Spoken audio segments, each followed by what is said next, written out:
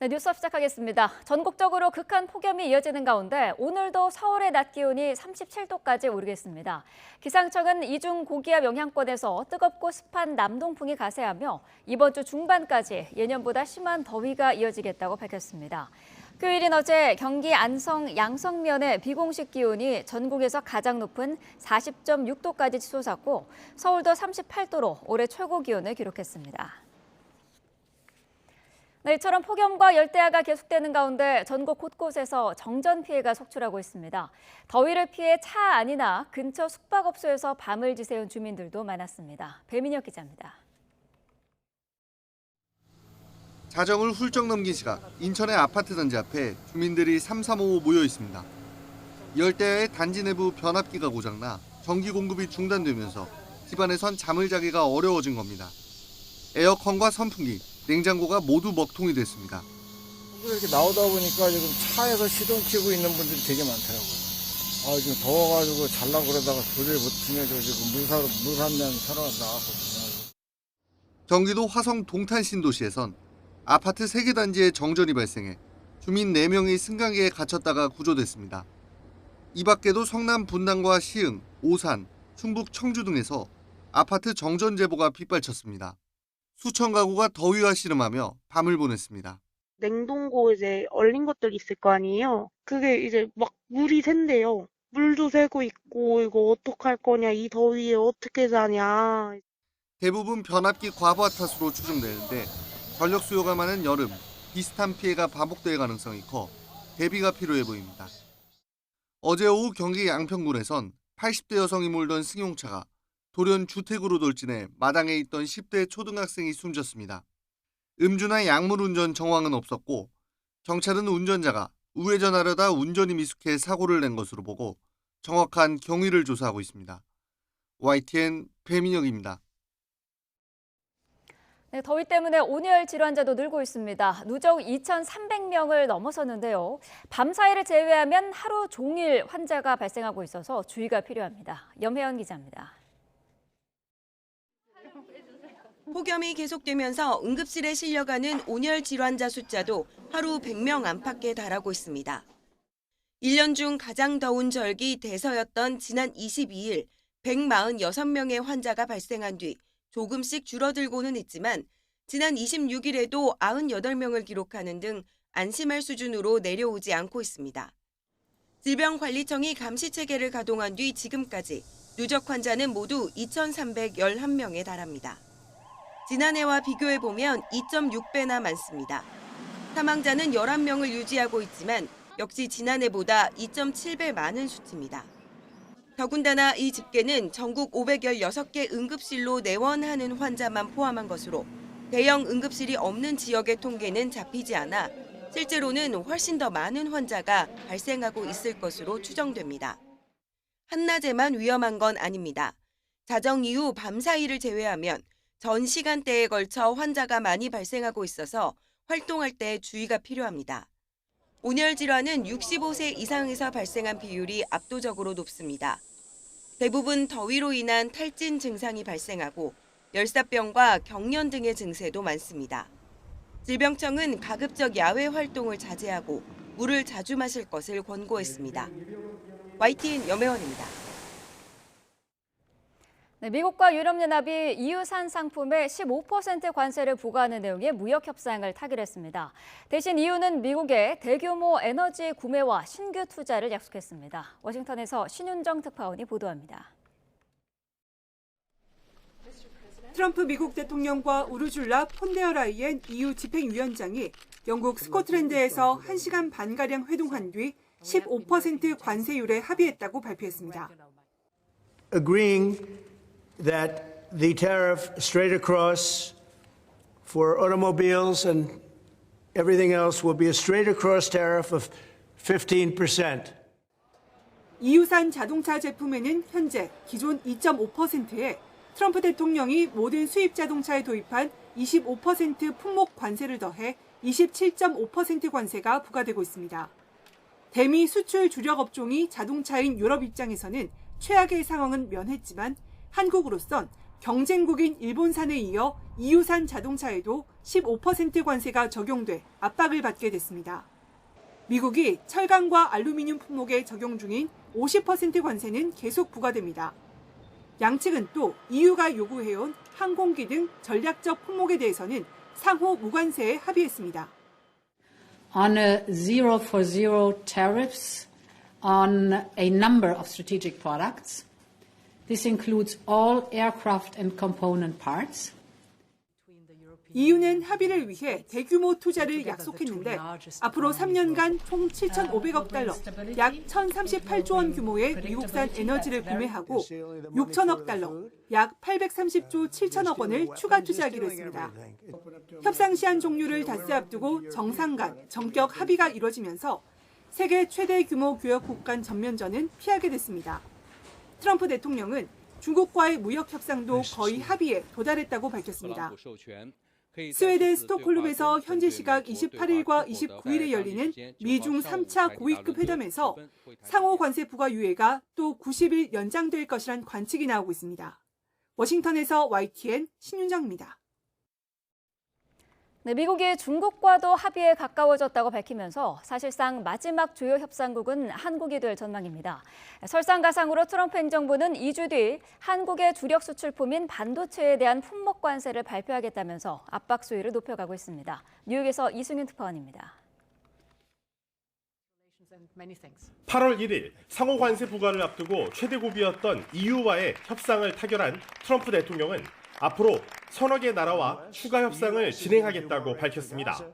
미국이 중국과의 협상을 마치고 나면 8월 전 마지막 주요 협상 상대국은 우리나라가 될 전망입니다. And we have numerous other deals, and mostly I'm just going to charge tariffs, and it's not a deal per se, but 중국과의 무역 협상을 끝낸 뒤 스콧 베센트 미 재무장관은 관세 협상 시한 하루 전인 오는 31일 구윤철 부총리 겸 기획재정부 장관과 만납니다.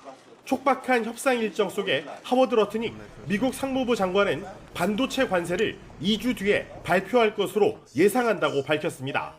자동차와 함께 대미 주력 수출품인 반도체에 대한 관세는 막판 협상 타결을 앞두고 한국에 큰 압박 요인으로 작용할 전망입니다.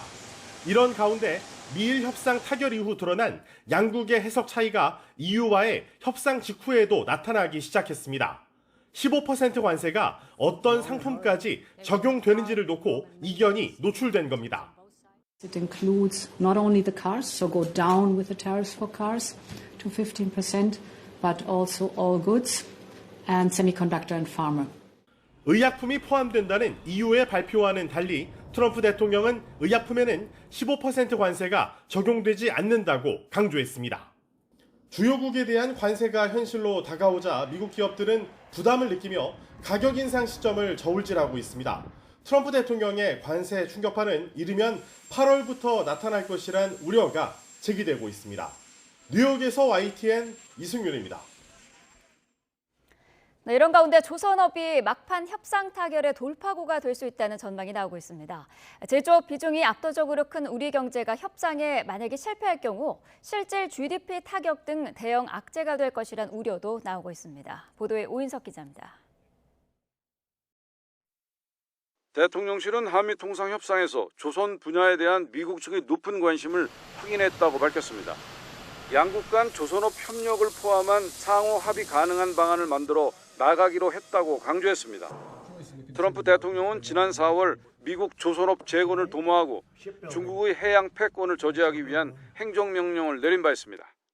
양측은 조선 반도체를 비롯한 전략 제조업 분야에서 상호 협력의 중요성을 재차 확인하고 앞으로 그 협력 방안을 구체화하기로 하였으며 8월 1일 이전 상호 호혜적 타결 방안 도출에 대한 의지를 재확인하였습니다. 대통령실은 미국이 공개적으로 비관세 장벽 완화 필요성을 거듭 거론하자 협상 품목에 농산물도 포함됐다며 시장 개방 가능성을 간접적으로 언급했습니다. 대미 통상 협상 최종 시한이 초읽기에 들어가면서 통상 당국에 이어 경제 외교 수장이 직접 나서 막판 합의 도출에 총력을 기울이는 모양새입니다. 구윤철 경제부총리는 오는 31일 미국에서 스콧 베센트 재무장관과 양자 협상을 갖고 조현 외교부 장관도 조만간 마코 루비오 국무장관을 만납니다. 정부는 자동차 등 품목별 관세와 상호 관세 완화를 강력하게 요청하고 있습니다. 제조업과 수출이 경제를 이끄는 구조 탓에 25%의 상호 관세가 발효되면 전방위적인 산업 타격이 우려되기 때문입니다. 한국의 GDP 대비 제조업 비중은 27%가 넘어 제조업 강국인 독일과 일본을 앞지르고 OECD 국가 중 두 번째로 높은 수준입니다.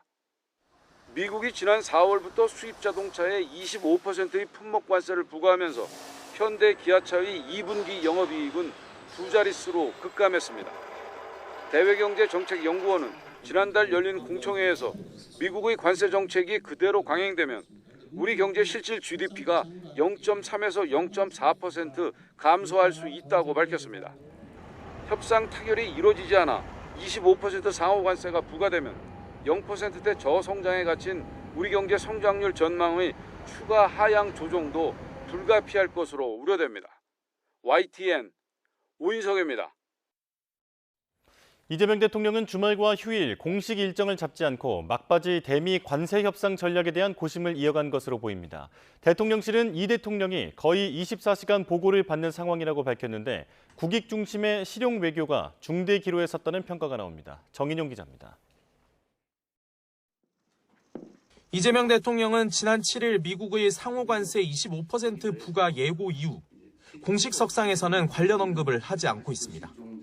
국가안전보장회의 NSC에서 하반기 외교안보 분야를 점검하며 국익 최우선이란 원론적인 이야기가 간접적으로 전해졌고 이 기조는 지금도 그대로입니다.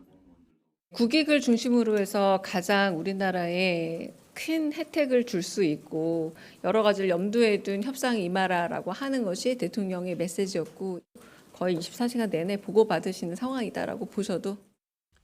대신 위성락 안보실장이 지난 20일 미국으로 급파됐고 시한 전 마지막 주말까지 정책실과 안보실 중심으로 긴급회의를 소집하는 등 대통령실이 전면에 나서고 있습니다.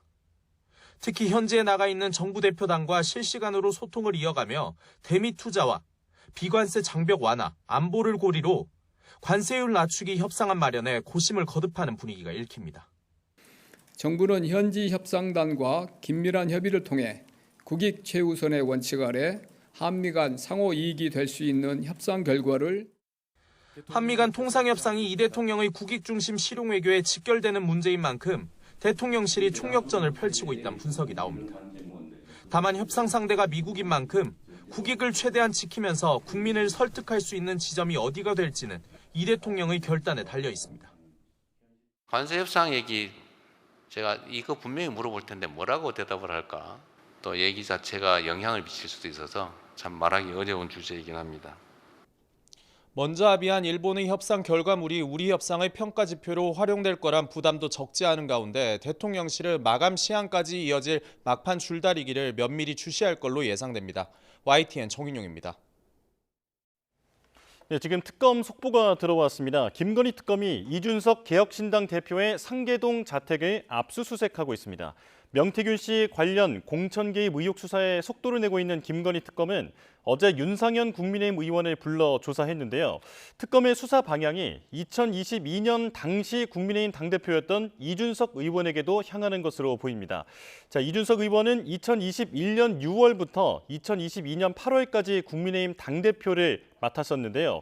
자, 명태균 씨 의혹을 처음 제기했던 강혜경 씨도 앞서 당시 당대표였던 이준석 의원이 관여돼 있을 거라 언급하기도 했습니다. 자, 다시 전해드리겠습니다. 김건희 특검이 이준석 개혁신당 대표의 상계동 자택을 압수수색하고 있습니다. 명태균 씨 관련 공천 개입 의혹 수사에 관련되어 있는 것으로 보입니다. 자세한 소식은 이어지는 뉴스에서 전해드리겠습니다.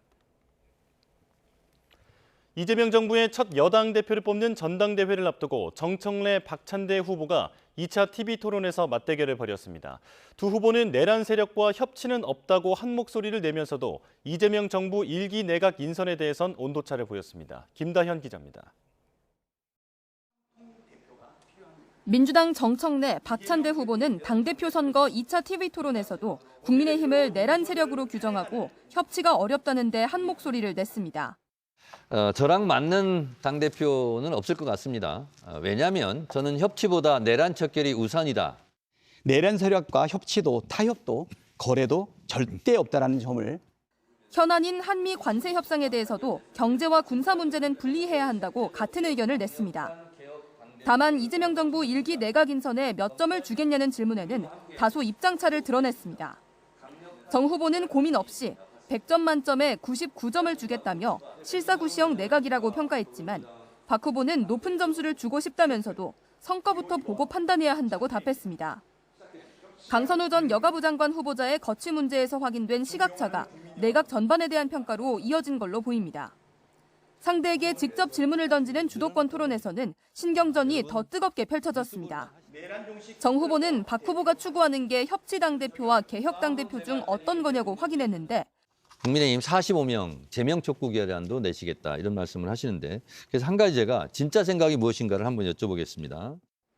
강력한 리더십을 추구하는 자신의 선명성을 부각하려는 의도로 보입니다.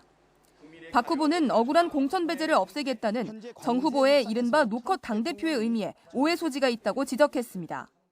청년들이라든가 네. 또 여성들한테 기회를 확대하고 네. 하는 부분들에 대해서는 상당한 장애가 좀 되지 않을까 생각도 드는데 현재까지는 정 후보가 누적 득표율 62.65%를 얻으며 앞서가고 있지만 폭우 피해로 최대 승부처인 호남과 수도권 순회 경선이 미뤄진 만큼 당심의 향배를 예단하긴 어렵습니다.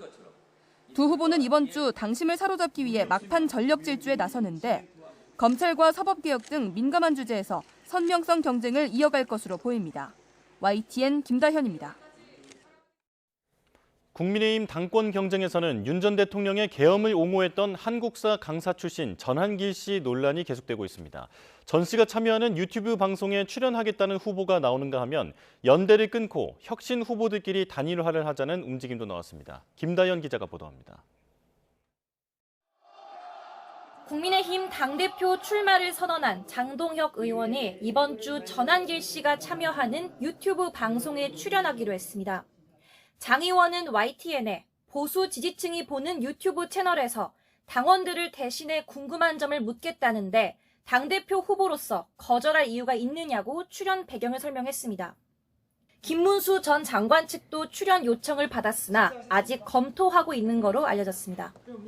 다른 후보들은 전 씨가 윤석열 전 대통령 탄핵 반대에 앞장서 왔다는 점을 들어 명확하게 선을 긋고 있습니다. 조경태 의원은 장 의원과 김 전 장관 두 후보를 보면 마음이 착잡하다며 이젠 부정선거 음모론자와 윤 어게인 추종자를 끊어내야 한다고 강조했습니다. 탄핵 반대파와 대척점에 있는 후보의 승산을 높이기 위해선 혁신에 공감하는 후보 간 손을 잡아야 한다고 단일화를 거듭 호소했습니다. 탄핵을 반대하고 자유통일당의 대표를 지내신 분이 당대표가 된다면 혁신은 물 건너 갑니다. 혁신파 후보로 분류되는 안철수 의원은 아직 당대표 출마를 공식화하기 전인데 본인의 쇄신한 발표를 예고한 상태입니다. 주진우 의원은 자신이 대표가 되는 것 자체가 쇄신의 시작이라고 주장했습니다. 전당대회가 끝나도 계파 싸움은 계속될 것 같은데 초선에 계파색이 옅은 본인만이 전쟁을 끝낼 적임자라는 겁니다. 국민의힘 대표로 지금까지 출마 의지를 내비친 건 7명이고 정식 후보자 등록은 이번 주 수요일부터 이틀 동안 진행됩니다. 당은 2파 전인 민주당보다 생기가 돈다고 자평하지만 전한길이라는 뜻밖의 존재에 당이 좌지우지되고 있다는 지적이 나오고 있습니다. YTN 김다연입니다. 네, 방금 들은 속보 한 가지 전해드리겠습니다. 오늘 오전으로 예정돼 있었는데요. 이준석 대표 주재로 열릴 예정이었던 개혁신당 최고위원회가 취소가 됐습니다. 자, 조금 전에 속보로도 전해드렸죠. 김건희 특검이 이준석 개혁신당 대표의 상계동 자택을 오늘 오전부터 현재 압수수색을 하고 있는데요. 이와 관련이 된 것으로 보입니다. 오늘 예정이 돼 있었던 개혁신당 최고위는 취소가 됐습니다. 자, 김건희 특검 이준석 개혁신당 대표의 상계동 자택을 압수수색하고 있고요. 윤석열 전 대통령 부부의 공천 개입 혐의와 관련된 수색으로 보입니다. 앞서 어제 윤상현 의원이 피의자 신분으로 특검에 출석을 해서 조사를 받은 바가 있었죠. 윤상현 의원은 그 당시에 공관위원장이었고요. 이준석 현 개혁신당 대표도 그 당시에는 국민의힘의 당 대표였기 때문에 이준석 대표도 최소한은 알고 있었을 것이다. 또 관여한 정황이 어느 정도는 있었을 것이다라는 것을 확인하기 위해서 특검이 현재 이준석 개혁신당 대표의 상계동 자택을 압수수색하고 있습니다. 자, 이와 관련해서 오늘로 예정이 돼 있던 이준석 대표 주재의 개혁신당 최고위원회가 취소가 됐다는 속보 들어와 있습니다. 자세한 내용 들어오는 대로 다시 전해드리겠습니다.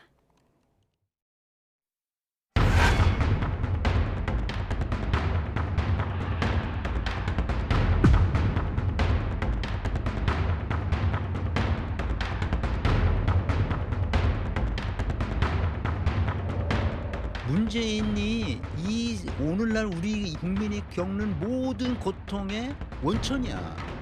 문재인 같은 인간들이야. 뭐야? 무능한 인간들이야.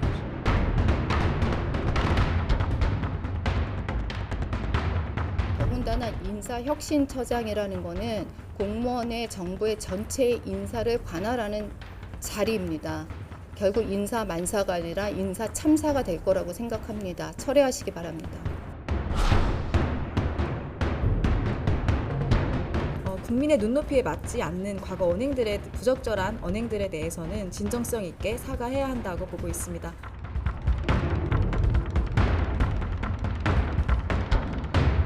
제가 아직 확인을 잘 못한 바도 있지만 아직 특별한 답은 없습니다.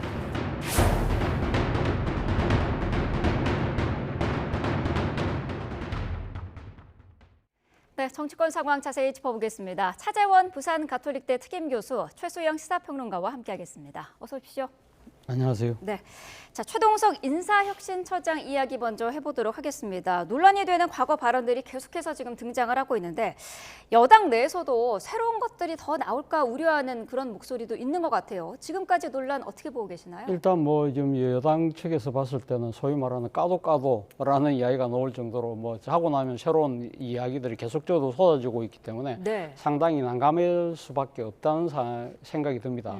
무엇보다도 이 사안 자체가 일종의 내부 총질이라는 그런 차원에서 봤을 때 상당히 내부의 분열의 가능성을 점점 키우고 있다. 네. 실제 이 최동석 처장의 인식 자체가 상당히 조금 지나치다는 측면을 지울 수가 없다는 것이죠. 물론 과거 문재인 정권 시절에 이재명 대통령이 당시 여권 내의 비주류라는 측면이 있었기 때문에 당시 그때 기준으로 봤을 때는 본인의 입장에서는 상당히 부당하게 뭐 좀 이렇게 대우를 받고 있다. 뭐 그런 차원에서의 뭐랄까요, 문재인 대통령과 그리고 그 측근에 대한 적용이 있을 수 있다고 봅니다만 더 나아가서는 그러니까 문재인 정부에 기용됐던 고위 관료들에게까지 이런 식으로 상당한 정치적인 의미를 부여하면서 거의 막말에 가까운 이야기를 한다는 부분 자체가 어떻게 보면 이거는 상당히 단순하게 내부 총질이 아니라 그냥 계속 이 문제를 계속 갖고 갈 경우에는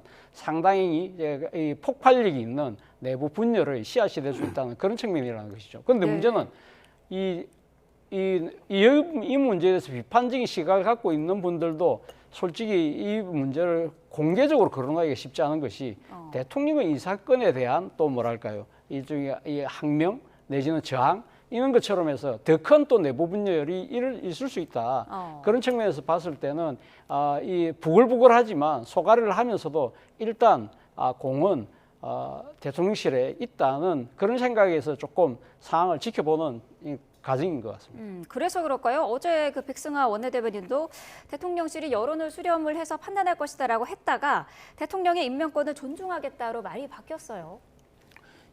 여당의 원내대변인이 발언이 어떻게 개인 의견일 수 있습니까? 그러니까 그걸 공식 브리핑 해놓고 이게 조금 너무 나갔다 싶으니까 이제 바로 철회를 한 건데 그 말이 우습잖아요. 여당의 원내대변인이 브리핑한 것을 어떻게 개인 의견으로 그냥 얘기하고 그다음에 대통령실은 답이 없다고 또 화답을 하는데 저는 이 문제가 시간이 가면 갈수록 더 부담이 되고 더 폭발력이 큰 사안으로 아마 돌아올 수 있다고 생각합니다. 노무현 대통령의 오락에 따르면 깊이 묻은 다이너마이트가 더 폭발력이 큰 법이거든요. 이거 초기에 정리해줘. 왜냐하면 지금은 디지털 아카이브의 시대라 저분이 말하고 쓴 모든 것들이 지금 다 저장이 되어 있습니다. 네. 언제 어떤 게 또 나올지 모릅니다. 제가 보기에 지금까지 나온 건 아마 빙산의 일각일 가능성이 매우 높은데 지금 저분은 단 하나만 봐도 부적격자예요. 왜냐하면 지금 우리나라 75만 명의 그러니까 공무원들의 채용, 승진, 그다음에 상벌, 교육을 모두 책임지는 그 수장이란 말이죠. 그런데 네. 저분이 그렇다면 3대 조건이 있어야 돼요. 그러면 그 혁신처장은 공정한가? 객관적인가? 중립적인가? 정치적으로 중립적이지도 않고 성인지 감수성 같은 발언 봤을 때는 전혀 공정하고도 객관적이지도 않고요. 저렇게 삐뚤어진 일종의 가치관을 봤을 때는 그리고 또 하나 이재명 대통령에 대한 과도한 충성심을 봤을 때 이 인사가 어디로 갈지 저는 예측하기 어렵다는 말씀 드리고요. 그리고 또 하나 여기서 하나 분명 짚고 넘어갈 것은 자꾸 이재명 정부는 우리는 인수위가 없이 오다 보니까 이렇게 좀 인사에 여러 가지 좀 허점이 있다고 얘기를 하는데 네. 100번 양보해서 초반엔 그럴 수 있다고 쳐요. 지금 2달이 돼가는 시점입니다. 그런데 인사혁신처장은 벌써 한 달이 넘은 시점에 임명을 했어요. 그런데 최근에 5월 달에 있었던 그 문제의 유튜브 영상까지 걸러내지 못했습니다. 두 달 전 영상이에요. 그런데 이것조차 검증하지 않은 그 인사가 검증입니까? 근데 그게 바로 인사의 담당자를 시켰단 말이에요. 저 인사수석도 없어요. 지금 저 이재명 정부에는. 네. 이런 여러 가지 사안들을 놓고 봤을 때 이런 부분들을 과연 언제까지 끌고 갈 것인가? 저는 조기 결단이 답이라고 봅니다. 어떻습니까? 현 정부의 어떤 정체성이랄까요? 그런 거를 부정할 만한 수준은 아니라는 판단이 있는 건지 왜 이 대통령실에서는 여기 대해서 지금 아무런 대책을 내놓지 않고 있는 걸까요? 대통령실도 대략 난감 아닐까요? 그러니까 대통령이 최동석 처장을 기용을 할 때는 네. 나름대로 인사 전문가라는 그런 능력을 보고 사실은 그러니까 이 발탁한 측면이 분명히 있는데 이 과거의 발언들에 대해서 상당히 검증이 좀 소홀했던 것이 아닐까라는 생각이 듭니다. 네. 이분 같은 경우는 장관급의 국무위원이 아니잖아요. 그렇기 때문에 국회에서 인사청문을 거쳐야 되는 단계가 아니기 때문에 아마 나름대로 상대적으로는 검증이 소홀했을 가능성이 상당히 높다고 봐요. 그런데 문제는 이런 상황에서 그럼 대통령이 인사를 철회하는 것 자체가 또 다른 또 뭐랄까요 대통령의 건의나 뭐 이런 부분들에 대해서 상당히 좀 뭐 소위 훼손이 되고 뭐 그런 부분들에 대한 정치적인 후폭풍 뭐 이런 부분들을 고려한 측면이 분명히 있는 것 같아요. 그럼에도 불구하고 저는 대통령께서 조만간 결단을 해야 되지 않을까라는 생각이 듭니다. 네. 첫 번째는요 무엇보다도 이분의 모든 언행은요. 쉽게 말하면 이재명 천동설에 따른 거예요. 그렇지 않습니까? 모든 이 지금 비판과 사고의 기준에 보면 이재명 대통령의 유불리를 따져서 모든 걸 판정을 하거든요. 예를 들면 조국 전 혁신당 대표 같은 경우도 과거에는 상당히 높게 평가를 하다가 갑자기 아주 그러니까 이 디스하는 그러한 이 하나의 계기가 됐던 것이 조국 혁신당을 출범했을 때거든요. 그리고 네. 그러면 조국이라는 사람이 그럼 이재명의 대항마가 될 수 있겠다. 그때부터 또 이제 이렇게 공격이 가해진다는 그런 측면이 분명히 있는 것이거든요. 그렇기 때문에 이 모든 것들을 그러니까 사고의 이 기준을 이재명 대통령이 바라보는 그런 식의 생각을 갖고 있는 사람이 공정한 인사를 할 수 있느냐 그런 부분들이 분명히 있는 것이고 그리고 이분의 언행에서 나타나는 것 자체가 우리의 일반적인 기준을 넘어선다는 거예요. 그러니까 이 여러 가지 사고도 그렇지만 표현하는 방식 자체도 지나치다는 거예요. 네. 그렇다고 한다면 이 인사의 가장 중요한 것이 공정과 상식인데 이러한 부분들이 과연 될 수 있느냐 이런 의구심이 계속적으로 클릴 수밖에 없다는 것이고 네. 앞서도 이야기했던 대로 이분을 계속적으로 그러니까 이 함께 갈 경우에는 상당히 큰 폭발력을 이게 있는 일종의 뭐랄까요 지뢰를 계속적으로 안고 가는 듯한 그런 모양새가 된다는 거예요. 그렇다고 네. 한다면 대통령께서 이 사안을 좀 더 유념을 해서 뭔가 이 결단을 하려고 하면 좀 더 빨리 할 필요가 있다는 생각이 듭니다. 논란이 이렇게 자꾸 커지기 때문에 대통령실에서도 마냥 덮어두고 갈 수만은 없는 상황일 것 같은데 어떻습니까? 최동석 차장이 사과의 뜻을 밝힌다거나 이럴 가능성은 없을까요? 뭐 사과를 한다고 쳐요. 사과한다고 쳐도 계속 나오는 꼬리를 물고 나오는 과거 발언들을 그럼 건건히 사과할 겁니까? 그러니까 논란이 될 때마다 또 사과하고 또 논란이 되는 발언 나오면 또 사과하고 제가 보기에 지금 저분이 2, 3년간의 행적을 아마 야당이 아마 추적해서 만일 저 자리가 차관급 자리가 아니라 청문 자리였다고 해서 야당이 추적할 경우에는 제가 보기에 어마어마한 2박 3일 정도의 청문회 분량이 아마 나왔을 겁니다. 근데 지금 일각이 나올 거예요. 근데 말씀드렸다시피 지금 저분이 썼던 글과 이제 앞으로 했던 말하자면 이제 했던 말들은 전부 다 디지털 세상이 저장이 돼 있어요. 언제 어떤 게 나올지 몰라요. 그래서 저는 이런 생각입니다. 그러니까 기본적으로 저분이 공직기관과 공직사회의 모든 것을 장악하는 분이잖아요. 그런데 심지어 감사원이 감사를 해서 처분 통보도 인사혁신처에 합니다. 그러면 공무원들이 공직기강이 쓰겠냐고요. 저분이 또 승진, 채용, 상벌 교육을 할 때 혹시 내가 이재명 정부에 조금 적극적이지 않아서 대통령의 철학에 동의하지 않아서라고 말하자면은 공무원들이 생각할 경우에 이 나라 75만 명의 이끄는 그 집단을 이끄는 수장에 영이 서겠습니까? 그러니까 저는 그렇기 때문에 차라리 저분을 그냥 뭐 대통령의 참모, 보이지 않는 참모로 대통령실에 쓴다 그러면 저는 문제 삼지 않겠어요. 그러나 저 자리는 차관급 자리이지만 대단히 중요한 자리입니다. 네. 말 그대로 저건 단순히 인사에 대한 전문성을 가진 게 아니라 대한민국에 대한 공직사회 상징성이 있는 분이기 때문에 그래서 저는 부적격자라는 거예요. 그리고 성인지 감수성 같은 것도 매우 삐뚤어져 있어요. 어떻게 박원순 전 시장에 대한 사건을 가지고 기획된 사건이라고 하고 피해자를 가해자로 둔갑시킵니까? 아니 저렇게 부적절한 인식을 가진 분을 공무원의 수장이 자리에 앉혀요. 그래서 저는 그런 측면을 감안하면 대통령실이 더 이상 이 문제를 고집할 게 아니다. 저는 오히려 잘못된 것은 잘못됐다고 빠르게 시인하는 게 그게 실용 정부의 장점이라고 봐요. 실용이 뭡니까? 빠르게 이동하는 김하병처럼 사안별로 이슈별로 대응하는 것 아닙니까? 근데 왜 이런 인사 문제에 대해서는 이렇게 더딥니까? 인사혁신처장이라는 자리의 무게감을 좀 더 고려를 해봐야 될 것 같습니다. 다음 주제로 넘어가 보죠. 정치권에 지금 조국 사면론이 다시 등장하고 있습니다. 우원식 국회의장이 직접 교도소까지 이제 찾아가서 면회를 한 사실도 알려졌는데 이거 자체가 상당히 이례적인 일이지 않습니까? 그렇죠. 뭐 사실 뭐 우리나라가 민주화 이후에 이제 국가의전서열 2인 국회의장이 교도소를 찾아가서 수용자를 만난다. 이 이야기는 뭐 저는 들어본 적이 없습니다. 네. 그만큼 상당히 이례적인 행보이긴 한데요. 물론 뭐 국회의장 측에서는 이런 이야기를 합니다. 과거 같은 당에서 혁신위원을 했다, 또 호원회장을 했다.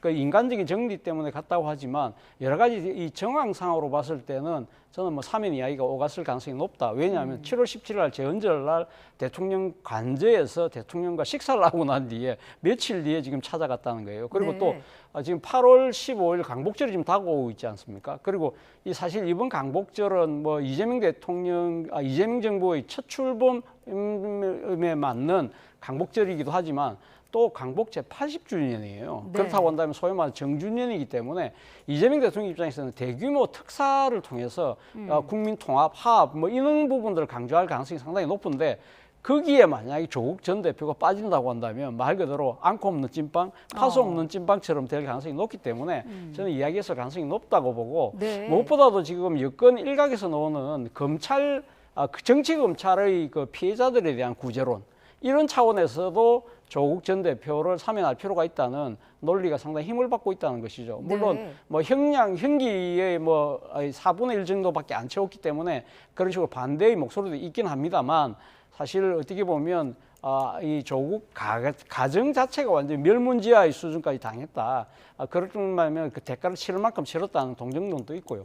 여기다가 가장 중요한 부분은 조국 혁신당에 대한 포용 의 차원에서 이야기가 되지 않을까라는 생각이 듭니다. 사실 우리가 방금 이야기했던 최동석 처장 같은 경우도 사실 주요 저격 대상자 중에 한 명이 바로 조국 전 대표였잖아요.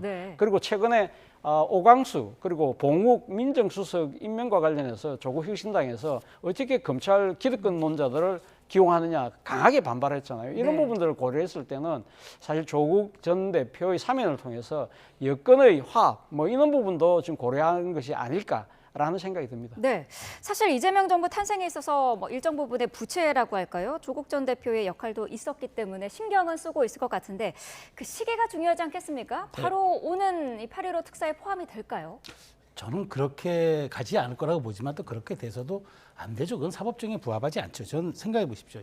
우리가 왜 삼권 분립이라고 합니까? 입법, 사법, 행정이잖아요.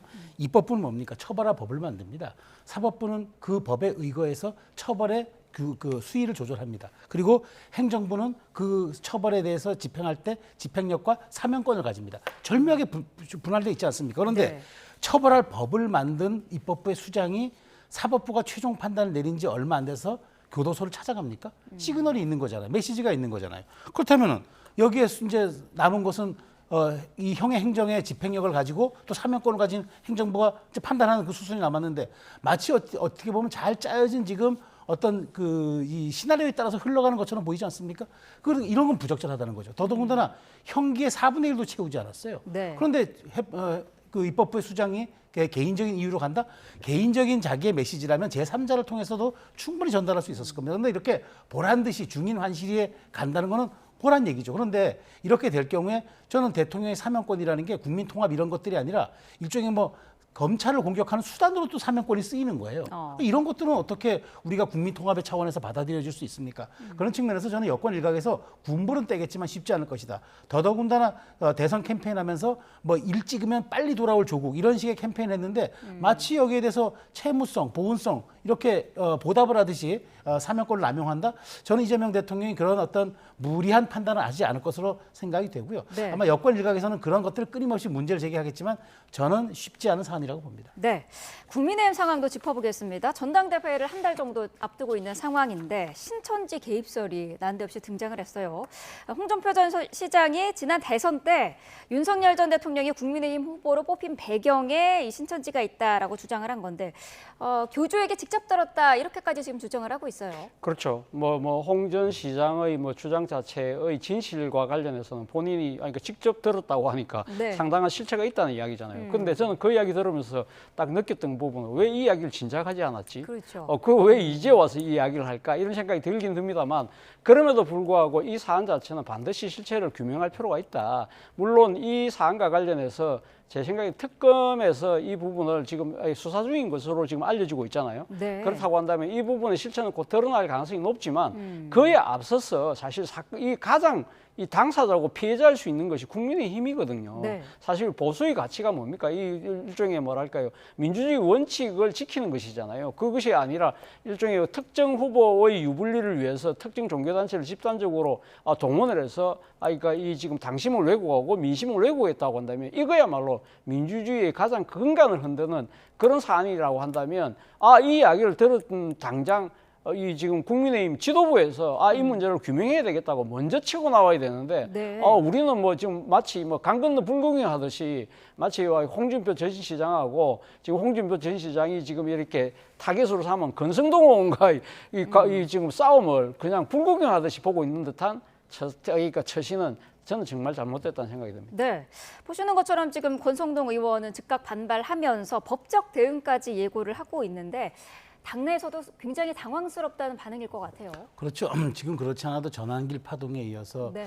윤 어게인 이런 등등 지금 사실 혁신위뿐만 아니라 지금 전당대회까지도 뭔가 이게 지금 국민의힘의 그 미래 방향과는 동떨어져 있다는 지적을 받는 와중에 3년 전에 지금 대선 때까지 지금 이 일이 다시 이제 우리가 나온다는 건 이게 그야말로 설상가상이고 엎친 데 덮쳤다고 보는데 네. 저는 정홍준표 전 시장이 이렇게 한풀이 하듯이 무슨 쌓였던 창고 대방출을 그냥 한꺼번에 하듯이 이렇게 저주와 증오를 하듯 하는 것은 이건 정치 원로로서 이게 품격인가라는 생각이 들어요. 더더군다나 지금 국민의힘은 어쨌든 전당대회를 하고 있는 와중에 그래도 당에 한때 대표를 2번 지냈고 대선 후보를 2번 예비까지 갔던 분이 이렇게 재뿌리듯이 한다는 게 제가 과연 온당한가 싶어요. 더더군다나 지금 특검 수사가 3대 특검이 진행 중인데 이런 것들은 제가 보기에 먹잇감이라는 표현은 아니지만 좋은 땔감과 소재거리를 제공하는 것 아닙니까? 그러면 네. 앞으로 모든 것들이 정말 국민의힘의 지금 옳다 그르다 어쨌든 재건의 방향을 거치는 과정에서 이런 식으로 사실 확인되지도 않는 것. 그게 의문이 있었으나 확인되지도 않는 얘기를 또 당시에는 그때 꺼내지도 않는 얘기를 이제 와서 꺼내놓으면은 도대체 이 판을 어떻게 정리하자고 하는 건지. 그러니까 저는 아예 국민의힘을 그냥 그라운드 제로 상태로 만들겠다는 그런 의도가 아닌가. 그래서 그렇게 다 정말 폐허로 만든 다음에 본인이 신당이라든가 다시 재건의 리빌딩의 과정을 본인 주도로 한번 해보겠다는 그런 속내가 담긴 게 아닌가 싶은데요. 그렇다면 이건 매우 불순한 거죠. 네. 시기를 맞춰가지고 마치 이렇게 무슨 공작하듯이 터뜨리는 거 이건 굉장히 저는 매일 윤석열 대통령을 정치검찰 출신이라고 비난하는데 그럼 홍준표 전 시장은 그러면 검찰 출신 아닙니까? 이런 식으로 자꾸 이렇게 서로가 재뿌리듯이 하는 것 이거는 저는 좀 지양해야 한다고 보고요. 네. 사실관계가 그렇다면 아주 명징하게 증거관계를 꺼내놓든가 저는 그렇게 하는 게 도리에 맞다고 봅니다. 네, 홍 전 시장은 어떻게 보면은 지금 민주당보다 더 세게 국민의힘을 때리고 있는데 어떤 이유 때문이라고 보세요? 아무래도 본인은 정치를 관뒀다, 당을 탈당했다고는 하지만 그럼에도 불구하고 마지막 한 번의 기회는 더 있다고 아마 나름대로 판단하고 있는 것 같아요. 네. 앞서 뭐 말씀하신 것처럼 전당대회 기간 중에 자신이 몸담았던 친정에 이런 식으로 할 수 있느냐 그런 뭐 비판도 있을 수 있지만 본인의 입장에서는 자기가 생각했을 때는 지난 그러니까 윤석열 후보와의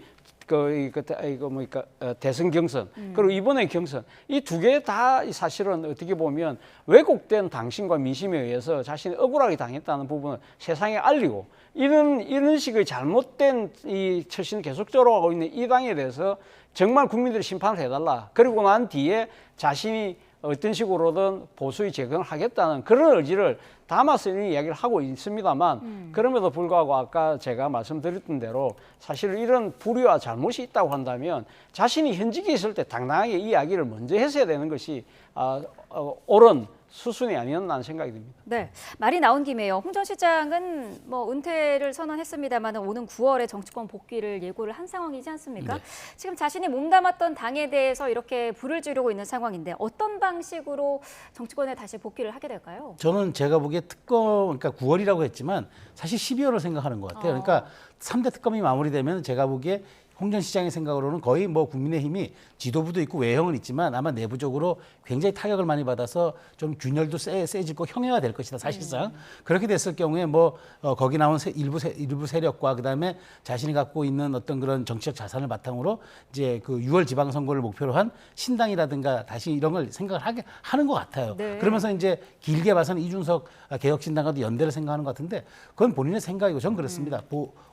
보수의 원로시고 품격을 가진 정치인이라면은 최소한 지금 국민의힘이 그나마 뭐 전대든 뭐든 혁신이라고 해보려고 이렇게 지금 몸부림을 치고 있는 이때 결과를 보고 모든 걸 해야지 마치 재뿌리듯이 이렇게 하는 건 온당치가 않다. 저는 목적이 어떤 것이고 방향성이 어떤 건지 대충 짐작도 가고 이해는 됩니다만은 그렇다고 하더라도 우리가 정치에서 지켜야 할 금도와 선이 있지 않겠습니까? 네. 그런 점을 저는 홍준표 전 시장이 좀 유념해 줬으면 좋겠다는 생각입니다. 네, 알겠습니다. 두 분 말씀 여기까지 듣겠습니다. 차재원 부산 가톨릭대 특임교수, 최수영 시사평론가와 함께했습니다. 고맙습니다.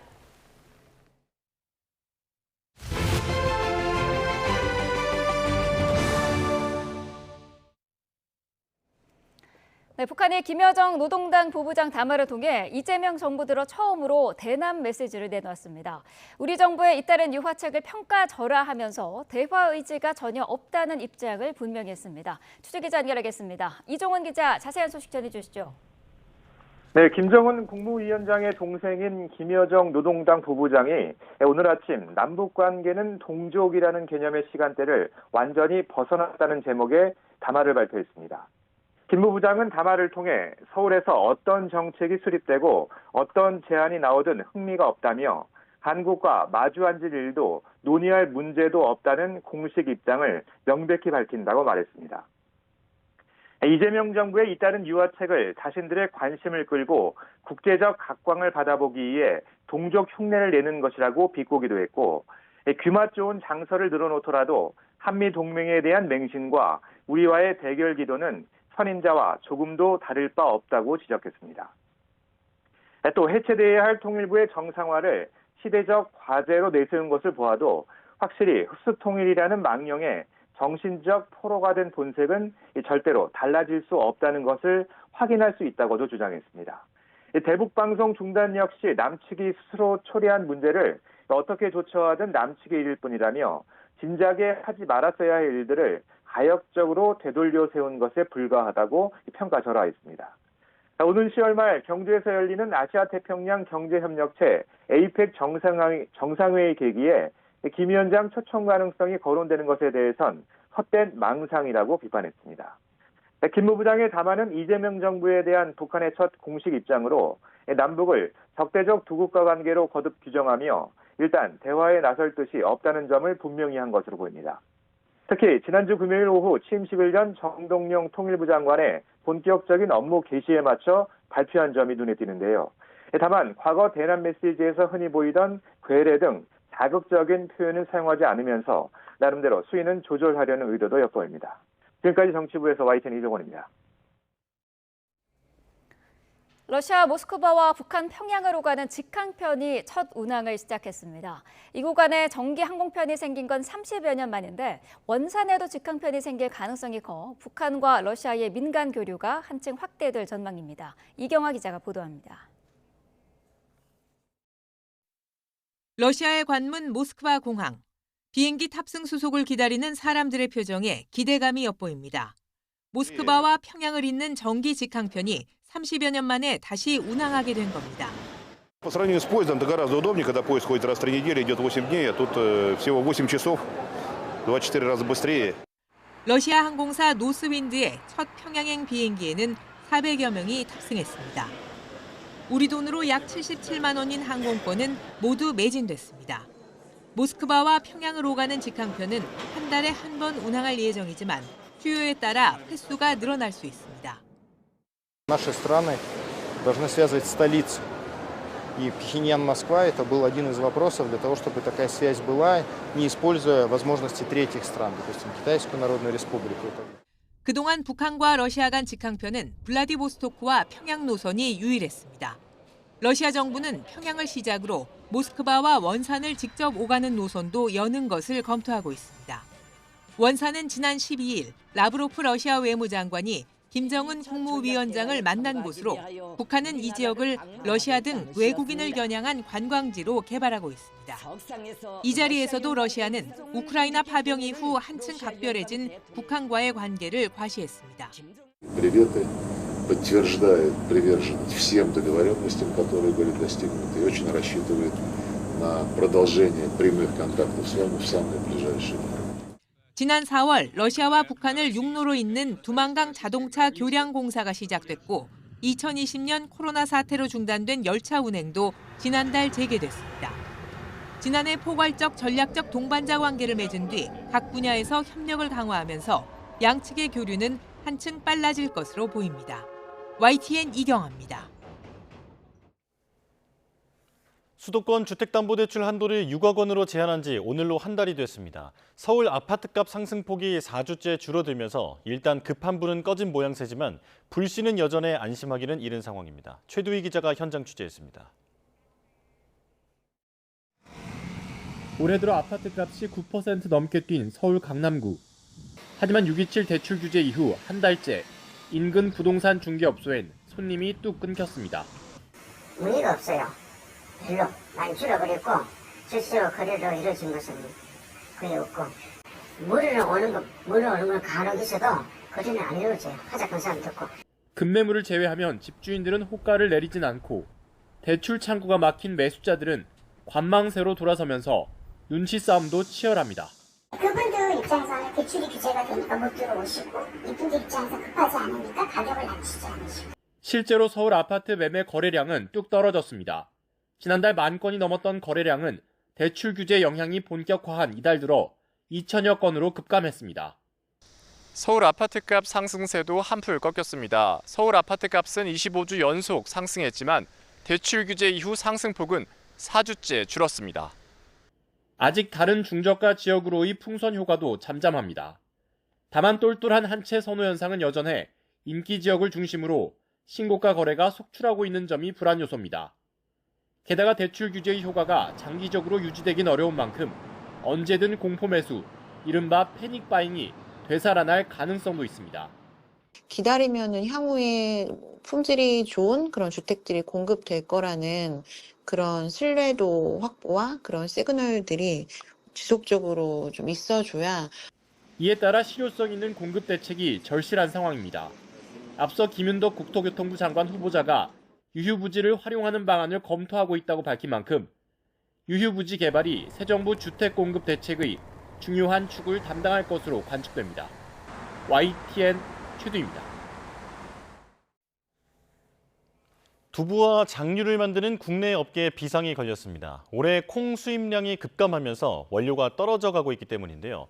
관련 업계에서는 지금 계약을 하지 않으면 가을에는 가동을 중단해야 할 처지라며 발만 동동 구르고 있습니다. 김범환 기자가 취재했습니다. 두부와 콩물 등을 만드는 공장입니다. 가업을 잇고 있는 이곳 대표는 요즘 걱정이 이만저만이 아닙니다. 단기적인 원료 확보에 비상이 걸렸기 때문입니다. 국내에서 생산되는 두부 중 80%는 수입콩으로 만들어지고 있습니다. 10월 중순경이면 원료가 소진되어 수입콩 공급이 중단되면 수입콩 위주로 하는 중소기업 및 소상공인들은 폐업할 위기에 처해질 수도 있습니다. 올해 계획된 콩 수입량은 24만 8,300여 톤으로 지난해보다 3만 7천여 톤이 줄었습니다. 식용 대두와 콩나물 콩 등 올해 줄어드는 수입콩의 양은 지난해의 13%나 됩니다. 정부가 콩 수입량을 줄이기로 한 것은 생산량이 늘어난 국산 콩의 소비를 늘리기 위해서입니다. 최근에 콩 생산량이 많이 늘어났습니다. 그러다 보니 국내에 이제 콩이 저희는 좀 충분히 많이 있다고 판단해 의무 수입량만 수입을 하고 증량분은 수입을 하지 않기로 결정을 했습니다. 하지만 두부나 콩물 등 콩류 식품 업계에서는 수입 콩과 국산 콩으로 만든 제품의 소비 구조가 전혀 다르다는 입장입니다. 시장이 이미 나뉘어 있으므로 콩 수입을 줄이는 것이 국산 콩의 소비로 바로 이어지지 않는다는 겁니다.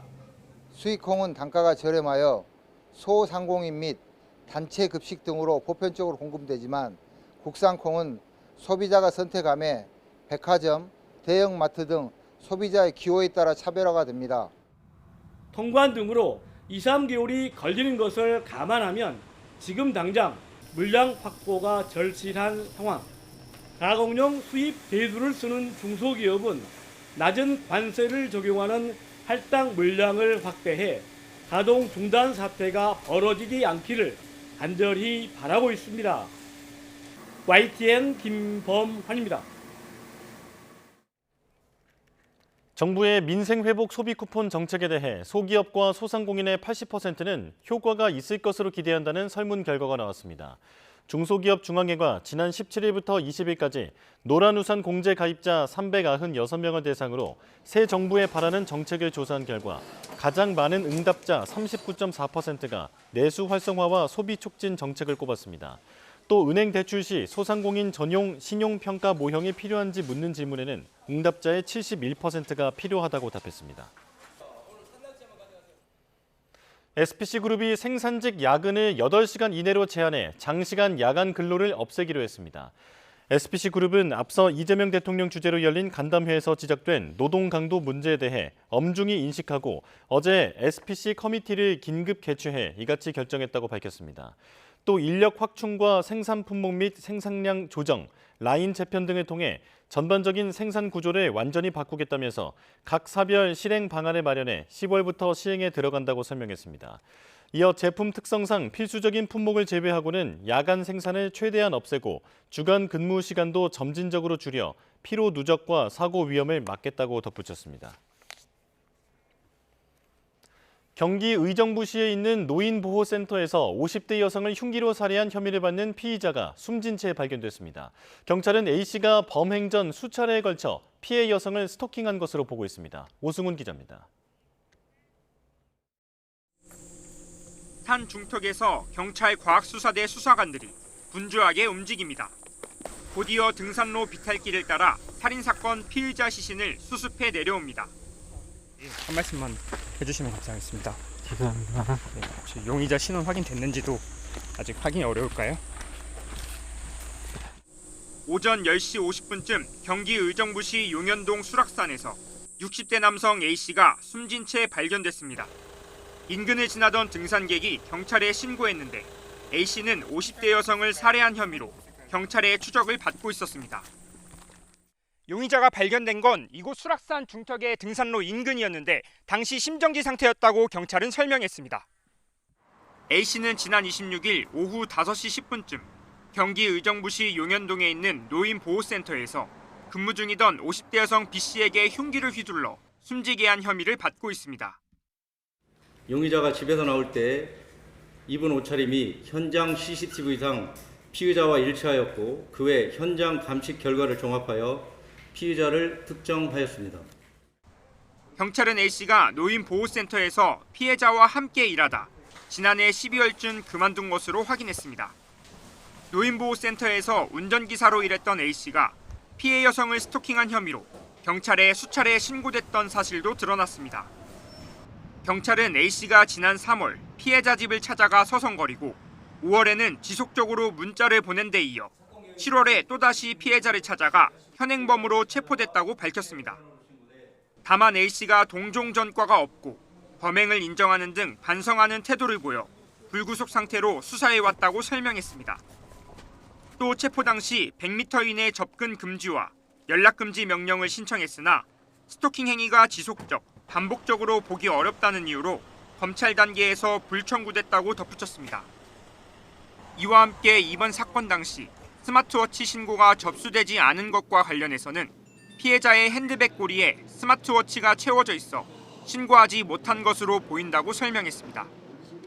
경찰은 A씨가 범행 이후 스스로 목숨을 끊은 것으로 본다며 피의자가 숨졌지만 범행 관련 사실관계는 계속 수사할 예정이라고 말했습니다. YTN 오승훈입니다.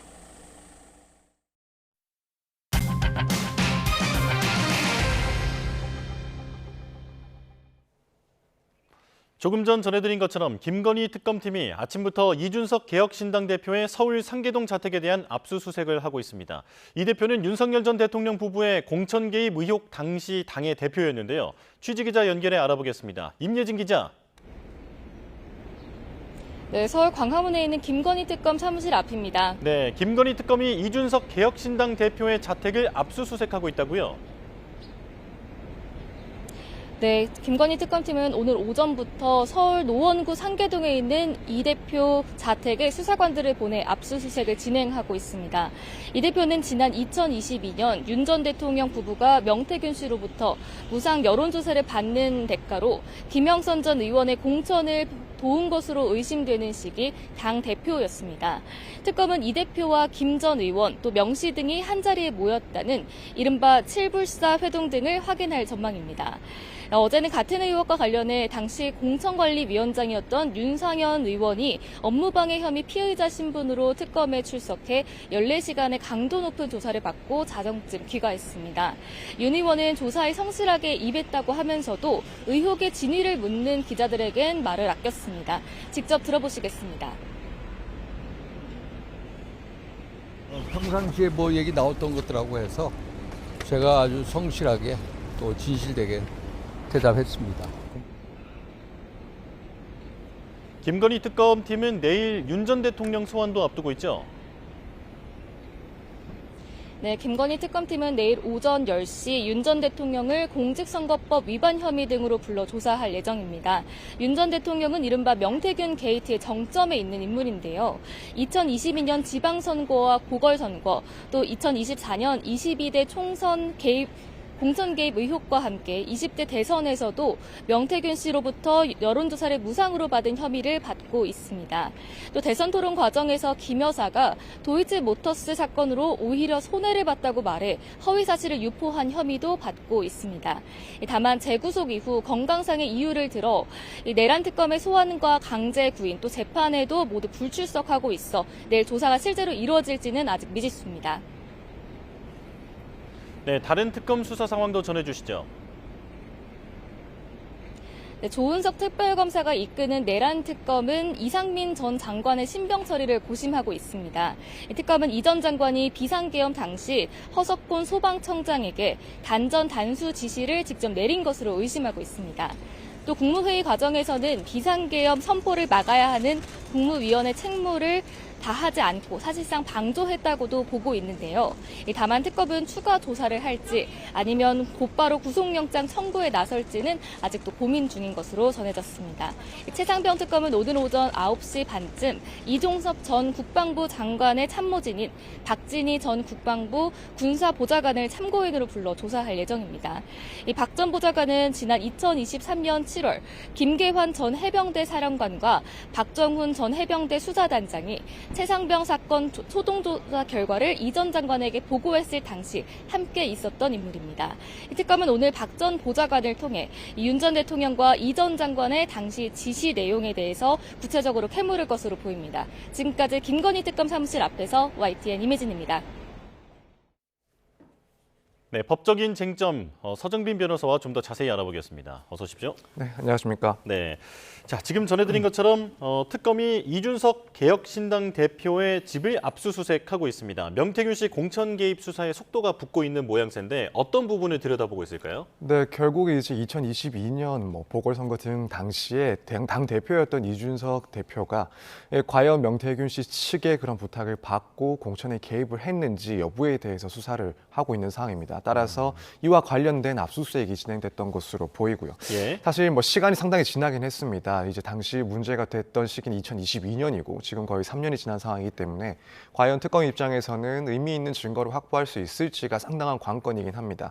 물론 시간이 많이 흘렀던 만큼 이제 관련된 그런 증거들이 이미 존재하지 않을 가능성도 분명히 있습니다만 하지만 당시에 이제 이준석 전 대표는 당 대표라는 그런 지위를 가지고 있었고 그러다 보니까 여전히 의미 있는 증거들이 남아 있거나 혹은 복원될 가능성도 있다라고 보여지긴 합니다. 예. 물론 이제 명태균 측과 연락을 주고받은 내역 등도 확보하는 것이 상당히 중요한데 이제 그것 말고도 이 공천과 관련해서 많은 당 인력들, 당 관계자들과 연락을 주고받은 내역 혹은 관련된 문건들이 존재하거나 또 복원될 가능성도 충분히 있다라고 보여집니다. 따라서 예. 특검 측에서는 이런 부분들까지 모두 확보를 하기 위해서 시기적으로는 조금 늦은 감이 없지 않아 있지만은 압수수색을 진행을 했다 이렇게 볼 수 있을 것 같습니다. 예, 문제가 됐던 김영선 전 의원이 당선됐던 그 보궐선거 당시에 윤상현 의원이 공천관리위원장이었는데 오늘 새벽까지 피의자로 특검 조사를 받았습니다. 자, 이준석 대표에 대한 압수수색이 윤상현 의원에 대한 조사와도 어떤 관련이 있을까요? 네, 일단 당시에 관련되어 있다라고 보여지는 그런 중요 인물들이기 때문에 당연히 이제 시기적으로 거의 동시다발적인 이런 수사 그리고 강제 수사를 돌입했다라고 보여집니다. 결국에는 윤상현 의원이라든가 혹은 이준석 전 대표 같은 경우에는 현 대표가 현 대표인 이준석 대표 같은 경우에 대표가, 네, 예. 그렇습니다. 결국에는 당시에 실제 윤석열 전 대통령으로부터 그런 공천 개입이 있었다라고 한다면 이걸 실무적으로 당연히 처리를 하고 또 그러한 권한을 가지고 있을 만한 중요한 인물들이었기 때문에 예. 이들에 대한 조사 그리고 수사가 집중적으로 이어지고 또 동시에 이루어지는 상황이다라고 볼 수가 있을 것 같습니다. 지금 윤상현 의원 같은 경우에도 지금 이번 오늘 새벽까지 14시간, 15시간에 거쳐가지고 장시간 조사를 진행을 했었습니다. 예. 그렇다면은 결국 이 특검에서 노리고 있는 것은 실제 이제 당시에 공천에 개입했을 만한 그런 인물들을 소환해서 조사를 하고 결국에는 이제 윤 전 대통령에 대해서 소환 조사를 앞두고 있는 만큼 그 혐의점에 대해서 다지기 위해서 이런 소환 조사를 진행했고 또 이준석 전 대표, 현 대표에 대해서도 이제 압수수색을 진행했다라고 보여지는 상황입니다. 예. 자, 이제 그 명태균 씨 관련의 어떤 그 수사 정보를 앞서서 경찰로부터 특검이 모두 넘겨받은 이후에 거기에서 언급되고 있는 인물들에 대한 수사도 가능성이 나오고 있는 상황이거든요. 홍준표 전 대구시장, 그리고 오세훈 서울시장, 이준석 개혁신당 대표는 지금 압수수색을 당하고 있고요. 자, 이런 쪽으로도 지금 수사가 확대될 가능성 어떻게 보십니까? 네, 당연히 이제 수사를 확대할 것을 계획하고 있다라고 보여집니다. 말씀하신 대로 이제 이준석 대표 같은 경우에는 압수수색도 진행을 했던 만큼 추후에 이 증거물들을 분석을 하고 관련해서 혐의점에 대한 조사를 위해 소환 조사를 실시를 할 겁니다. 그리고 말씀하신 이제 오세훈 서울시장이라든가 또 홍준표 전 대구시장 같은 경우에도 결국 이 명태균 씨와 관련해서 여론조사를 제공받고 그 비용에 대해서 대납을 했다라는 그런 의혹 등을 포함한 여러 가지 의혹들의 관계가 되어 있습니다. 예. 따라서 지금 특검에서 조사를 진행하고 있는 내용들을 봤을 때 결국 이 두 사람에 대한 소환 조사도 어느 정도 이제 예정이 되어 있지 않나라고 보여지고 경우에 따라서는 조사하기에 따라 내용들이 더욱 많이 나왔을 때는 결국 유력한 정치인들에 대한 소환 조사도 줄줄이 이어지지 않을까 이렇게 예상해 볼 수 있는 시기인 것 같습니다. 예. 자, 그렇다면 내일 이제 윤 전 대통령을 김건희 특검이 부르는데 윤 전 대통령이 지금 소환에 응할지는 미지수인 상황 아니겠습니까? 근데 만약 조사에 응한다면 지금 이 명태균 씨 관련 질문을 할까요? 네, 일단 물론 소환에 응하지 않을 가능성이 상당히 높다라고 보여지긴 합니다. 네. 현재 형사 재판에도 출석을 하지 않고 있는 상황이다 보니까 특검에서 이 소환 요구에 응하지 않을 가능성이 상당히 높긴 한데 이제 만약에 소환을 하게 된다라고 한다면 결국 말씀하신 것처럼 이 명태균 씨와 관련된 의혹 그러니까 당시 선거에 공천에 개입했다라는 그런 의혹에 대해서도 집중적으로 추궁을 하고 답변을 드리려 할 것이다 이렇게 예. 보여집니다. 특히 이제 명태균 씨와 관련해서는 이미 언론 보도 등을 통해서 녹취록이 확보되어 있고 그 내용이 어떤 것인지도 지금 알려져 있는 사항입니다. 그래서 예. 명태균 씨와 직접 통화를 하면서 공천을 위해서 개입을 하겠다라는 그런 취지의 발언도 목소리가 그대로 담겨져 있는 증거가 확보되었기 때문에 이 점에 대해서 당연히 추궁을 할 것이다라고 보여집니다. 이런 공천 개입과 관련된 의혹 말고도 사실 또 특검에서는 이제 공직선거법상 허위사실 공표에 대해서도 이제 조사를 좀 진행을 할 것이다라고 예상이 됩니다. 예. 특히 이제 김건희 여사 혹은 김건희 여사의 가족과 관련된 그런 의혹들에 대해서도 당시 대선 과정에서 뭐 이에 대해서는 사실이 아니다라는 취지로 주장을 했는데 현재까지 나오고 있는 그런 내용들, 조사된 내용들에 의하면은 이런 당시의 발언들이 모두 거짓이다 혹은 사실이 아니다라는 그런 의혹들이 상당히 제기가 된 상황입니다. 따라서 이 부분에 관련해서도 조사를 진행할 수가 있다라고 보여집니다. 물론 지금 말씀을 드린 것은 소환 요구에 응했을 때 이야기고 사실은 결국 뭐 윤석열 전 대통령 입장에서는 현재 구속된 상태에서 또 재판을 받고 있는 상황이다 보니까 사실 특검의 이런 소환 요구에 응할 만한 요인이 딱히 없다라고 판단할 가능성이 높다라고 보여지기 때문에 실제로는 뭐 소환 조사는 이루어지지 않을 가능성이 조금이나마 더 높지 않나 이렇게 보고 있습니다. 네, 윤 전 대통령은 구속 뒤에는 구속 적부심을 제외하고는 지금 모든 일정에는 다 불응하고 있는 입장이기 때문에 아마 내일도 나오지 않을 것 같다. 자, 그런데 오늘 원래 명태균 씨를 부른 상황인데 명태균 씨가 안 나올 것 같다고요?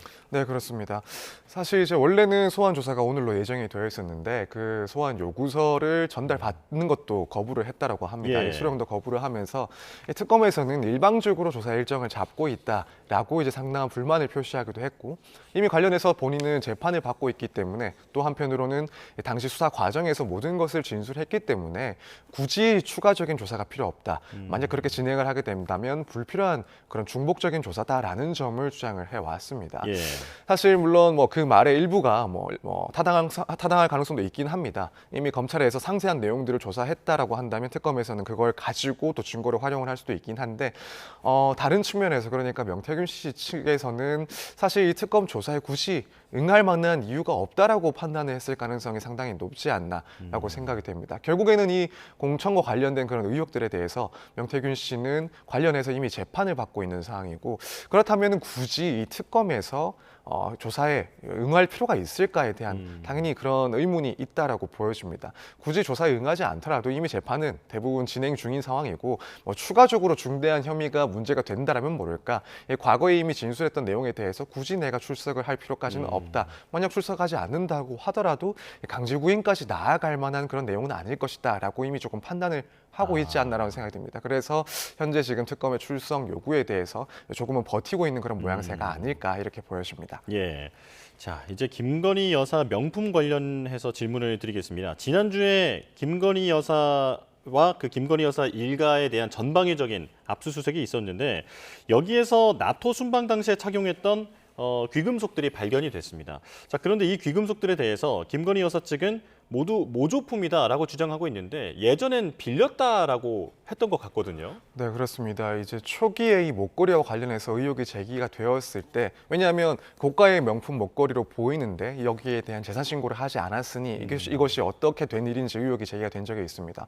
초기에는 당시에 이 목걸이는 지인에게서부터 빌린 것이다라고 입장을 발표했는데 사실 이후에 검찰에다가 의견서를 냈을 때는 조금 입장이 바뀌었던 것으로 알려졌습니다. 그래서 이 해당 목걸이는 명품이 아니라 가품이다. 그래서 500만 원을 넘지 않는 그런 재산이다라고 주장을 했던 것이다라고 뒤늦게 또 알려졌습니다. 그리고 이번에 압수수색을 진행을 했을 때도 이 김건희 씨 여사 측에서는 해당 목걸이는 모조품이고 또 가액은 500만 원을 넘지 않는 것이고 구입을 직접 한 것이다라는 취지로 이제 주장을 했습니다. 이렇게 명품 목걸이에 대해서 가품이냐 진품이냐 혹은 그 소지의 경위가 어떻게 됐는지에 대해서 계속 입장이 바뀌어 왔기 때문에 여기에 대해서 특검은 일단 해당 목걸이가 실제 진품인지 또 이것을 소지하게 된 경위가 어떠한 것인지 여부 등을 조사를 하고 있는 그런 상황입니다. 예.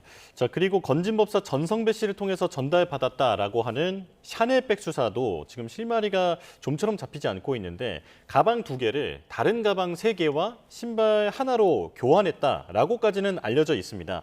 자, 그래서 압수수색 과정에서 특검이 김 여사가 평소에 신는 신발의 사이즈를 모두 촬영을 했는데 지금 이 교환했다라고 알려져 있는 신발과는 사이즈가 좀 맞지 않는 것 같더라고요. 네, 그렇습니다. 이제 최근 압수수색을 통해서 그 과정에서 이제 김건희 여사가 보유하고 있는 그 신발의 사이즈를 특검에서 확인을 했다라고 하는데 뭐 그 사이즈가 일단 대부분 뭐 260mm의 사이즈라고 지금 알려지고 있습니다. 그런데 애초에 이제 특검 측에서 이 전성배 씨가 전달한 가방이 교환된 그 신발 사이즈를 이제 250mm 이 사이즈로 확인을 해 왔었습니다. 그렇다면 이제 평소에 이제 그 사이즈가 맞지 않는 그런 신발이다라는 점이죠. 잠시만요. 죄송합니다.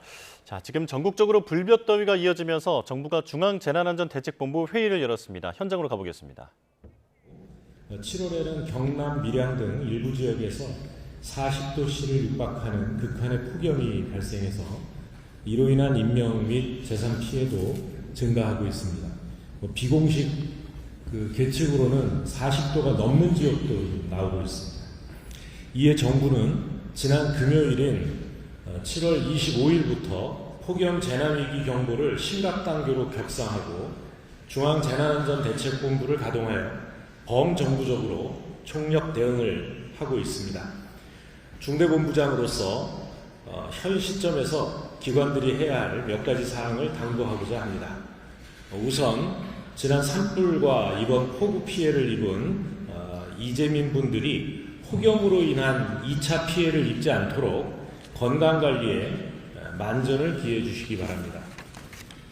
또한 호흡 피해 복구 및 수색 인력이 온열 질환에 노출되지 않고 활동에 불편함이 없도록 최대한 지원하여 주시기 바랍니다. 특히 폭염에 취약한 쪽방 주민과 노숙인, 취약 어르신 등에 대한 예찰활동 강화 등 대책을 세심하게 살펴봐 주시고 생업을 위해 일을 해야만 하는 야외 근로자 보호를 위해서도 폭염 시 충분한 휴식 시간이 보장되도록 적극 지도 감독해 주시길 당부드립니다. 본격적인 휴가철을 맞이해서 수상안전 사고도 지속적으로 발생하고 있습니다.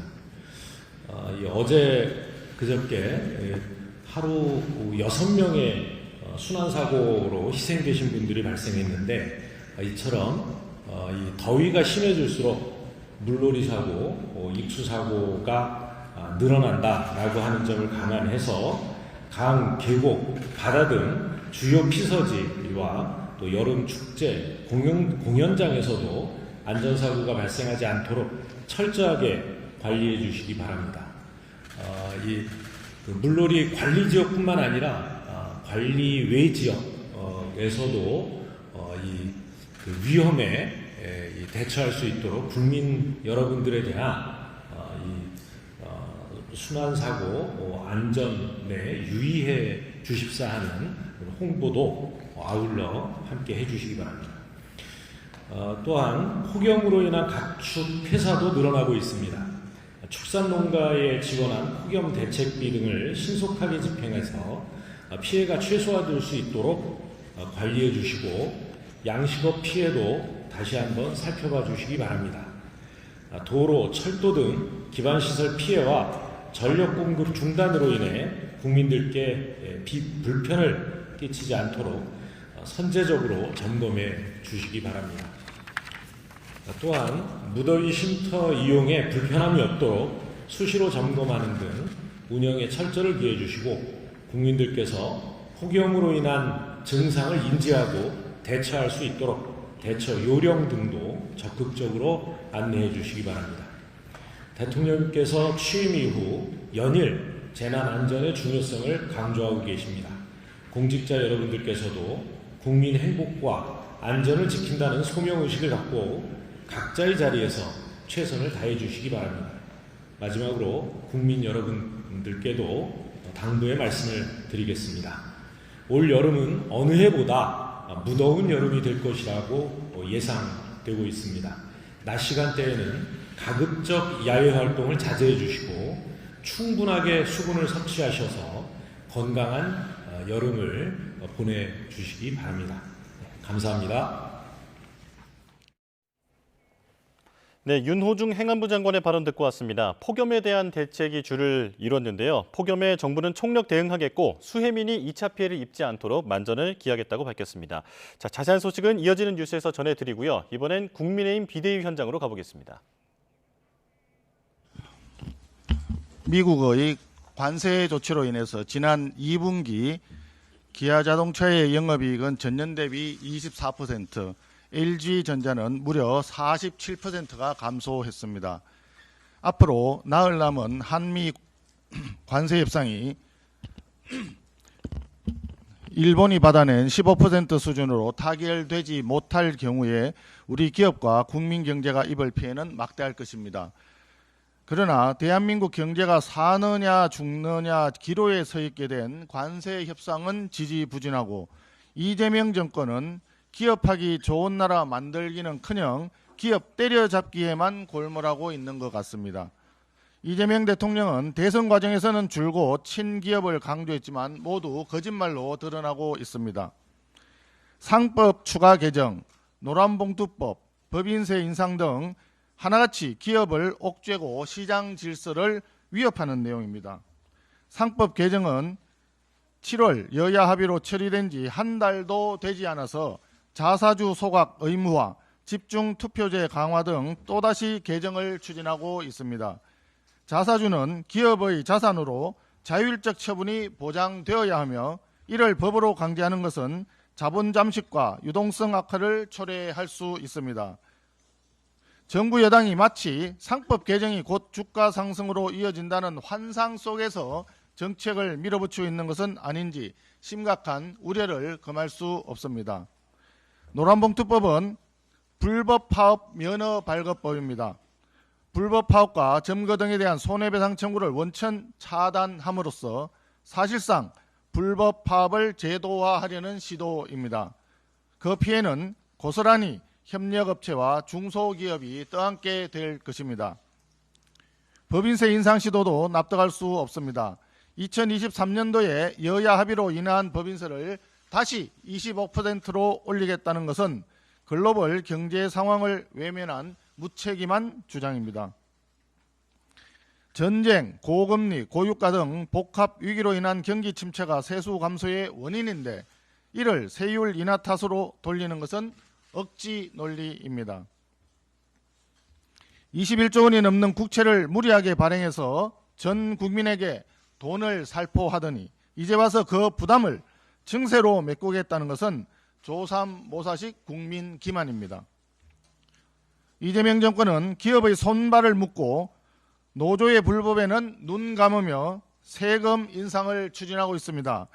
그러면서 관세 협상 위기 국민을 맞아서는 재벌 총수들에게 대미 투자 확대를 요구하고 있습니다. 앞에서는 때리고 뒤에서는 도와달라는 이중적인 태도를 어느 기업이 믿을 수 있겠습니까? 이재명 정권과 더불어민주당은 상법 추가 개정, 노란봉투법, 법인세 인상 강행을 즉각 중단하기 바랍니다. 대한민국 경제와 기업의 생사가 달려있는 관세 협상의 성공적 마무리에 전력을 다할 것을 강력히 촉구합니다. 인사참사 말씀드리겠습니다. 권오월, 안규백, 정동영 등 문제투성이 장관 후보자들의 지명 철회를 요청한 국민의힘 공문에 대해서 대통령실은 이런 방구도 답변도 없고 설명도 없이 임명을 강행했습니다. 대통령실에는 야당과 협치하겠다는 의지가 전혀 없다는 뜻으로 이해가 됩니다. 내일은 최휘영 문체부 장관 후보자와 김윤덕 국토교통부 장관 후보자의 인사청문회가 있습니다. 최휘영 후보자는 부동산 투기, 증여세 탈루, 자녀 특혜 취업, 영주권 편법 취득, 각종 과태료와 범칙금, 이해 충돌 등등 그동안 이재명 정부 장관 후보자들이 보여준 각종 의혹을 전부 다 모아놓은 비리 의혹 종합 교과서 같습니다. 네, 송원석 비대위원장의 발언 듣고 왔습니다. 미국과 관세 협상 시한이 다가오는 가운데 정부 여당이 추진하는 노란봉투법과 상법 개정안 등을 기업 옥죄기라면서 비판했습니다. 곧 정리해서 알려드리겠고요. 그리고 코스피 속보도 보겠습니다. 지금 우리 증시가 상승 출발하고 있습니다. 코스피는 1.02% 오른 3,228.61포인트로 상승 출발했고 코스닥도 0.53% 오른 811.26포인트로 개장했습니다. 원달러 환율은 3.1원 오른 1,381원에 개장했는데요. 자, 관세 불확실성으로 인한 관망세가 나타나면서 3,200선 사이에서 코스피가 움직이고 있는데 앞으로의 변동성에 유의할 필요가 있겠습니다. 자, 그리고 삼성전자 관련 속보가 들어왔습니다. 삼성전자가 조금 전 공시를 올렸는데 글로벌 대형 기업과 22조 8천억 원 규모의 반도체 위탁 생산 공급 계약을 체결했다고 밝혔습니다. 자, 반도체 위탁 공급 생산 계약은 흔히 파운드리라고 불리고 있는 내용인데요. 자, 계약 상대방이 글로벌 대형 기업으로 나와 있는데 22조 8천억 원 규모의 계약을 성사할 대상에 대해서는 아직 구체적으로 나와 있지는 않은 상황입니다. 자, 하지만 실적의 부진의 원인으로 꼽혔던 게 파운드리이기 때문에 이 부분에서 큰 실적이 나왔다는 점에 시장은 집중할 것으로 보입니다. 다시 전해드리겠습니다. 삼성전자가 22조 8천억 원 규모의 파운드리 계약을 체결했다는 소식을 조금 전에 공시했습니다. 자세한 소식은 이어지는 뉴스에서 전해드리겠습니다. 자, 서정빈 변호사와 이야기 조금 더 나눠보겠습니다. 아까 전에 얘기를 하다가 끊겼던 부분이 그 가방 2개, 이걸 교환한 내용이 지금 사이즈가 맞지 않는다, 신발 사이즈가 맞지 않는다, 이 부분이었는데요. 조금 더 내용 정리해 주실까요? 네, 이제 말씀을 하신 것처럼 이제 특검에서 이번 압수수색을 통해서 김건희 여사의 그런 신발들을 확인을 하고 그 사이즈를 확인했을 때는 그 발 사이즈가 260mm다 이렇게 확인이 됐는데 사실 그 이전에 이 샤넬백을 교환했다라고 하는 그 신발의 사이즈는 250mm로 조금 더 작습니다. 그러다 보니 이런 차이점에 대해서 과연 어떠한 이유가 있는지 실제로 이제 특검이 파악한 내용과 이런 김건희 여사의 발 사이즈와 그런 사실관계 등의 차이가 발생한 이유는 무엇인지 어느 것이 사실인지 이 부분에 대해서는 특검이 조금 더 파고 들어가야 될 내용이 아닐까라고 생각이 됩니다. 예. 그런데 이 명품 관련 수사가 어떤 결정적인 물증이 잘 나오지 않고 있는 듯한 느낌인데 수사의 속도가 좀 더뎌질 우려는 없겠습니까? 그럴 가능성도 좀 있지 않나라고 생각이 됩니다. 지금 앞서 설명을 드린 것처럼 예를 들어 명품 목걸이 의혹과 관련해서 이 명품 목걸이에 대해서 특검에서는 6천만 원 이상의 그런 고가의 명품 브랜드다라고 파악을 하고 조사를 진행하는데 한편으로는 이제 김건희 여사 측에서는 가품이다라는 주장을 하고 있습니다. 또 방금 전 말씀을 드렸던 이 신발 의혹과 관련해서도 사이즈가 일치하지 않는 등 이 특검에서 조사를 하고 파악을 했던 사실관계와 실제 사실관계가 달라질 가능성이 충분히 있습니다. 그렇다면 이런 물건들이 실물이 확보됐다 하더라도 이게 결정적으로 중요한 증거가 되지 않을 가능성도 충분히 있고요. 그렇다면 특검에서는 이런 차이점이 발생하는 내용들에 대해서 다시 한번 조사를 해야 되고 만약 이런 물건들, 이런 물증들로 입증을 하기가 어렵다라고 한다면 관련자들의 증언이라든가 기타 다른 자료들, 다른 증거들도 더욱 확보를 해야 될 수밖에 없습니다. 만약 그런 상황이 도래한다면 아무래도 이제 예상을 했던 것보다는 이 김건희 여사에 대한 조사가 상당히 지연될 수밖에 없다라고 보여집니다. 네, 알겠습니다. 여기까지 말씀 듣겠습니다. 서정빈 변호사와 함께했습니다. 고맙습니다. 감사합니다. 오늘도 기온이 오르는 속도가 예사롭지 않습니다. 9시를 조금 넘겼는데 벌써 서울의 체감온도는 33도 안팎까지 올라 있고요. 앞으로 낮 기온은 37도까지 크게 지속겠습니다. 올해 들어 가장 더웠던 어제만큼이나 뜨겁겠습니다. 현재 전국적으로 폭염 위기경보 심각 단계가 발령 중입니다. 온열 질환에 각별히 유의하시기 바랍니다. 연일 열기가 쌓여가면서 전국 대부분 지역에 폭염 경보가 발효 중입니다. 지난 밤사이 서쪽 지방과 해안가 곳곳에서 열대야가, 강릉에서는 초열대야가 나타난 데 이어 한낮에는 청주와 전주 37도, 대전과 대구 36도까지 크게 치솟겠습니다. 오늘도 하늘은 대체로 맑겠지만 전국적으로 자외선이 무척 강하겠고요. 오후부터는 경기 남서부와 충청, 전북 등 서쪽 지방 곳곳에 소나기가 예상됩니다. 중복이 들어있는 이번 주도 이중 고기압과 열풍의 영향으로 폭염이 극심하겠습니다. 다만 주 후반쯤에는 북상 중인 태풍과 열대저압부로 인해 기압계 변화가 나타나겠고요. 폭염의 기세가 조금 약해지겠습니다. 대신 폭우 가능성이 있어 최신 기상 정보를 잘 확인하셔야겠습니다. 당분간 남해안과 제주도를 중심으로는 너울성 파도가 높게 일겠습니다. 휴가철 해안가 안전사고에 각별히 주의하시기 바랍니다. 지금까지 YTN 원희다입니다. 네, 뉴스와 월요일 순서 마칩니다. 내일 다시 뵙겠습니다. 고맙습니다.